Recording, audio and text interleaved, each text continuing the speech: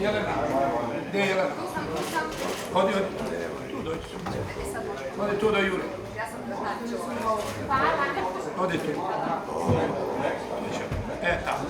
Da Jure sigurno budeš. Može, dopače. Evo.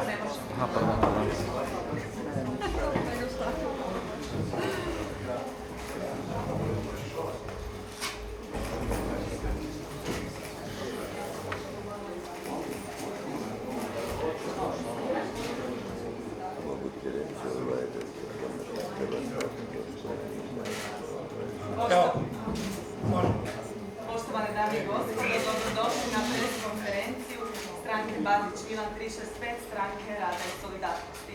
Za početak bih pozdravila sve prisutne, predsjednika stranke Rada i solidarnosti gospodina Milana Bandića, potpredsjednice gospođu Jelenu Pavičić-Vukičević i profesoricu Anu Stavljenić-Rukavinu, predsjednike koalicijskih partnera, članove predsjedništva, predsjednike gradskih četvrti i naravno predstavnike medija. I još jednom hvala svima što ste došli.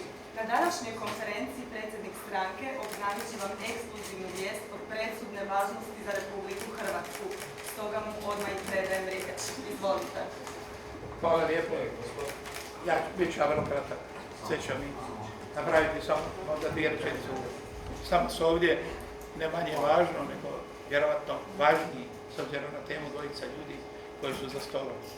Jedan je moj prijatelj Jura Krženjak, koji ima par godina više od mene, kojim se ja divim njegove energiji i svemu onom što je prošlo u životu. A Jura Krženjak je jedan od rijetkih ljudi koji je sadržao svježinu i memoriju na Drugi svjetski rat. A jedna od njegovih funkcija je bila zamjenik WC Koljevca u Istri, kada smo se borili za Hrvatsku Istru. S nama je i brigadir Miodrag Demo iz Domovinskog rata i nisu slučajno oni dvojica ovdje. Igrom slučaja je jedan sa sjevera Hrvatske, jedan sa juga. Igrom slučaja je to hrvatska simbolika. A mi smo vas danas pozvali, nemojte se ljutiti na mene, molim vas. Ja imam 60 godina i bavim se ovim poslom 26 godina. I odlučio sam to napraviti sa određenim rizikom, ali kažu bez rizika nema rješenja. Danas ćemo objaviti da je Drugi svjetski rat. Urbi et orbi. Isprika onima koji to znaju. Ali ovo smo napravili i nemojte mi zamjeriti. Ja vas rekli. Zbog onih koji to ne znaju. Ili misle da mi ne znamo. Ili nas uvjeravaju. Ili nas žele uvjeriti da nije završeno. Da bi u bipolarnoj političkoj sceni Hrvatske 26 godina uništavali ovu zemlju. A ja ih povjeravam da to narod na ovim izborima više neće akceptirati i neće honorirati. Drugi svjetski rat je završen. Okrenimo se budućnosti. Gradimo ovu zemlju po mjeri čovjeka. A Drugi svjetski rat antifašistički, bez koje ne bi Hrvatske bilo i bez kojega ne bi bilo ni Domovinskog rata, ali ne bi bilo ni amandmana ustavni 71. i 72. Ne bi bilo Ustava i 74. Ne bi bilo federativne Hrvatske. I ne bi Franjo Tuđman, prvi predsjednik neovisne i demokratske Hrvatske, koji je bio na čelu 3 stvari koje nikad nijedan predsjednik neće biti. Bio na čelu pokreta koji je najjasnije izrazio ideju neovisne Hrvatske. Bio na čelu Hrvatske kad je međunarodno priznata i bio na čelu Hrvatske kad je reintegrirana u svoje granice. I bio na čelu Hrvatske zagovarajući pomirbu hrvatskih ljudi i hrvatskih građana. I na tome je dobiven Domovinski rat. A koalicija za premijera, predvođena Strankom Rada i solidarnosti, zagovara zajedništvo.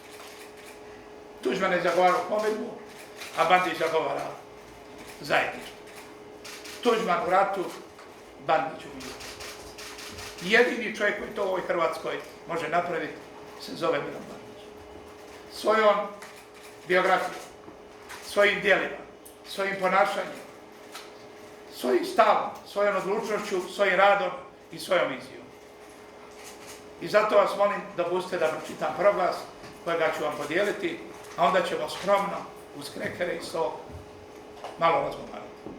I još jednom isprika onima koji znaju da je Drugi svjetski rat završio i vama naoko banalnoj temi ili presici, ali izuzetno važnoj za ovu zemlju.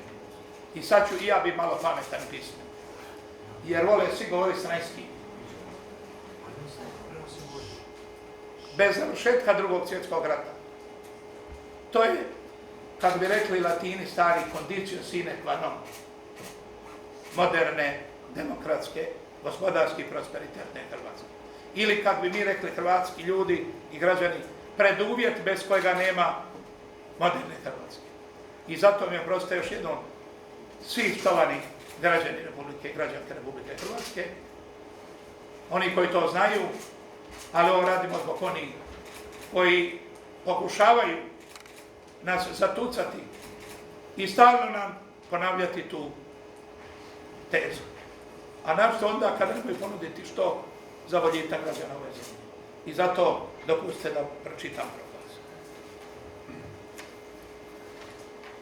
Proglas.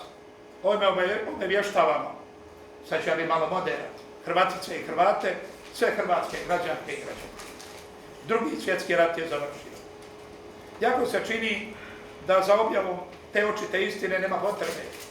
Hrvatska stvarnost nas demantira iz dana u dan. Pozivamo sve da se napokon počnu ponašati u skladu sa tom jednostavnom istinom. Pa će nam odmah svima biti bolje.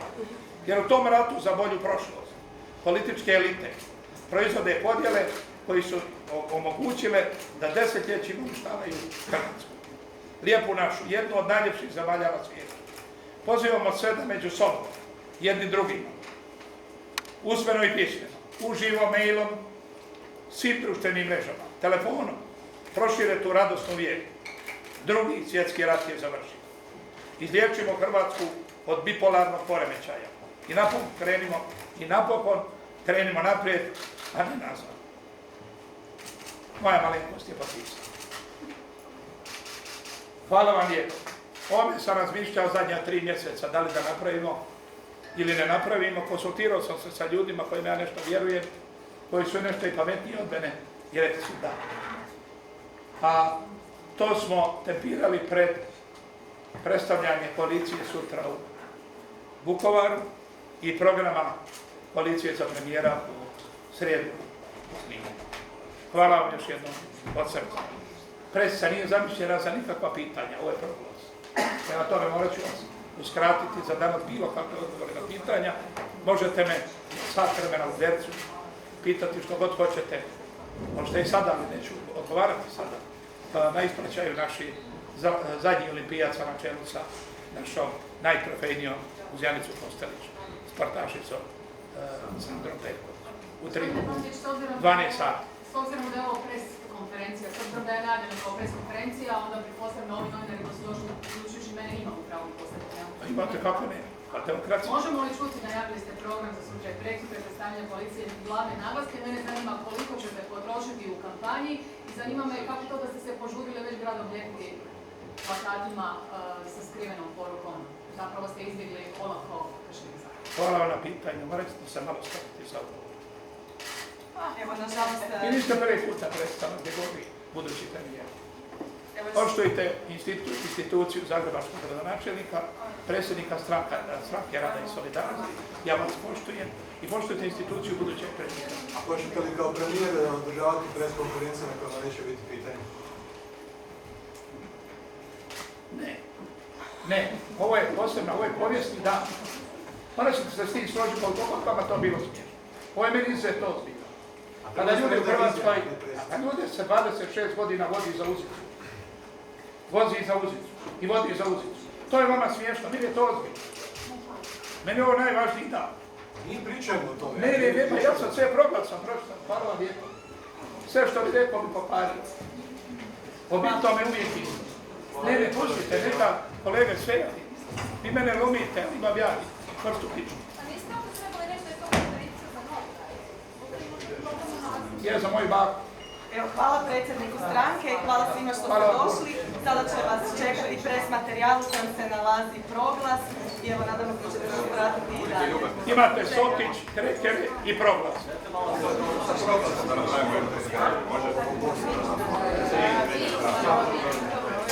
Evo sad Samo imamo...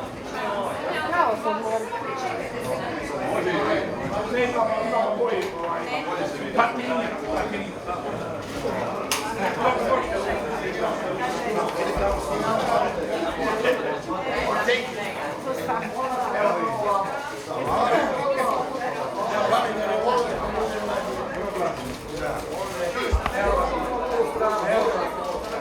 Nisam rekao, dobit ćete. Može, dobit ćete. Evo ga. Ne povedi. Jel modelite ljudi? Šta sam se ispričao?